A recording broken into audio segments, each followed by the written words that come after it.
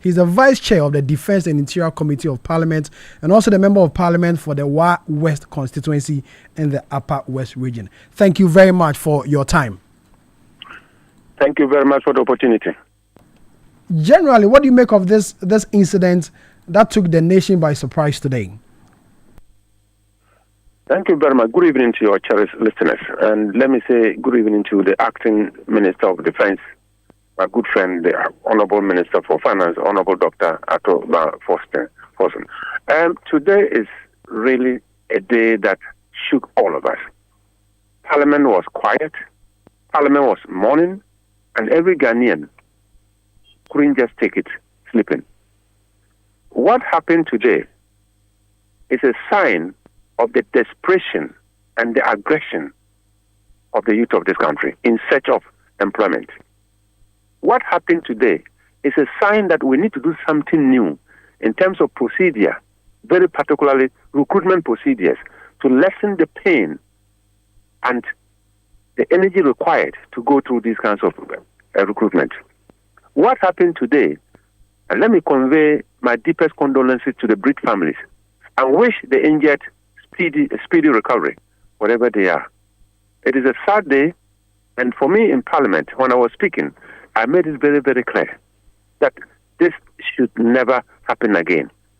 And lucky enough, the Acting Minister of Defense came and said, the Ministry is doing everything possible to ensure that this is never repeated anytime again. This is not the first time we are seeing young men and women queuing at the Elwak Sports Stadium in their bid to get enlisted into the Ghana Armed Forces. Over the years, we see them queuing. What different thing can we do so we don't see men and women, young men and women queuing at the Elwak Sports Stadium? Because as you can see, that has been the trend over the years. Two quick things. The young men and women that have been queuing over the years, the numbers might be the same, but the character has changed. Because 10, 20 years ago, when you find young men and women queuing looking for a job, there is hope elsewhere that if this one doesn't work, I will try elsewhere. But today, when you find 20, 30,000 young men and women queuing, sometimes it's not just actually the job that they're looking for. They're just actually looking for something that will earn them a salary. In the army, they'll tell you, going to join the military is a calling. If you are called, you will love it. But if you just go there because of the salary, you will never enjoy the work. But today we have gotten to a point that any type of job that you can get to earn a salary, please go for it. So you see, a lot of them are out there and they are so desperate because they don't believe that if you miss this opportunity, there's anything elsewhere. So the limited opportunities in the employment environment create a lot of pressure for our young people. And that is why we say unemployment within the youth bracket is the greatest national security threat. So what we've seen this morning, the level of aggression, and when you look at the videos, what they were doing, whatever they had to do to get into the center of the stadium where things were happening, they want to do that, scaling walls and do all kinds of things. It tells you that you and I, we need to think differently, very particularly. The number of students who are churning out from schools, if you go to school and you complete, everybody is completing school without employment in the government sector.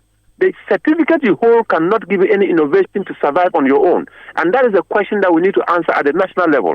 But what happened, I am sure, as the minister has said, it took everybody by surprise, because for you to see soldiers who are recruited and you have gone to join the queue, hoping to be recruited, and the kind of thing that we saw that was happening out of desperation, I think it is time for us to change our procedures.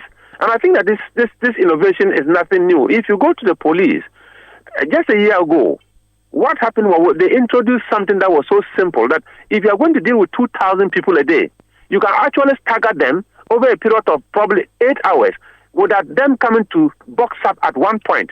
And it was very peaceful. So I think that with technology and the fact that you can call for data and get it and plan with the data, things can change going forward.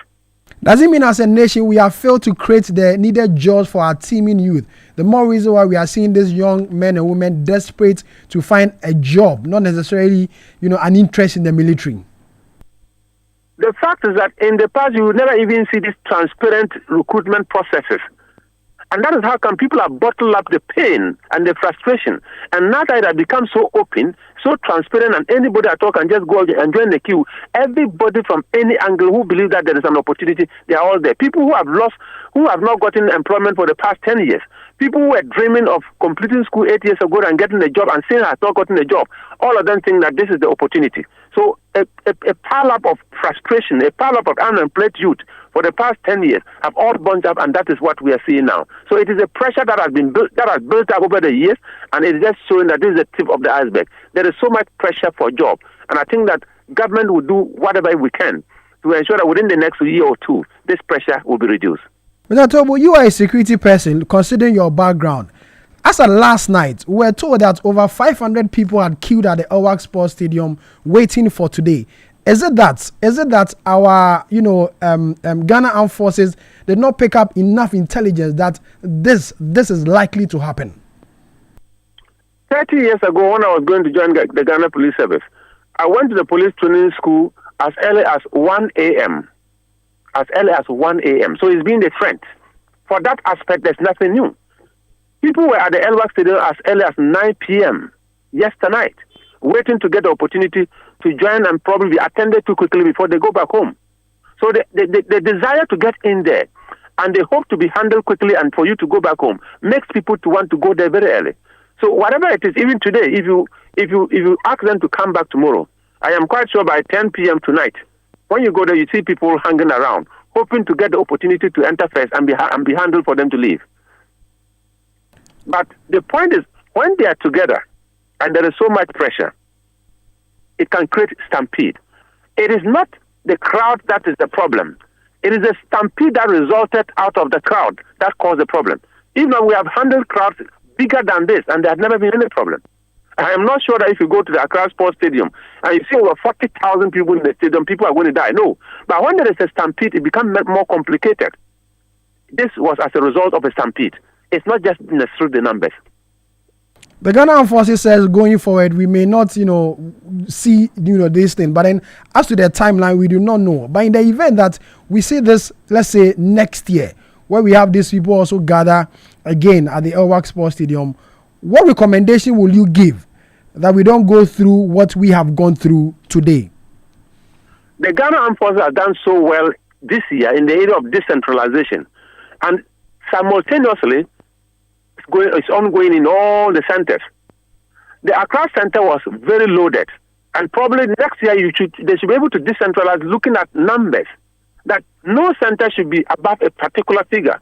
Said that the Accra center that was about 20,000, you can have about 3 or 4 different centers in Accra alone, just to be able to make sure that decentralization respects numbers, and those numbers will enhance the opportunity for people to go and get the job done in a day.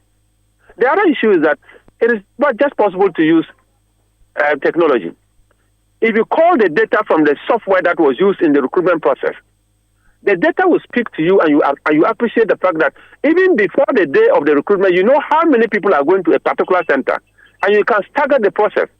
Last year, as I told you, when the police were doing their recruitment and they had those numbers, what they did was simple.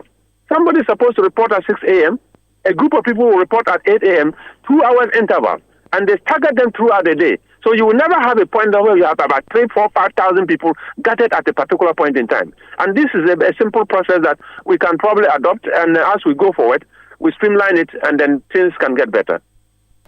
I'll say a big thank you for your time, Honourable Member of Parliament for West, Peter Toobu, who is also the Vice Chair of the Defence and Interior Committee of Parliament. This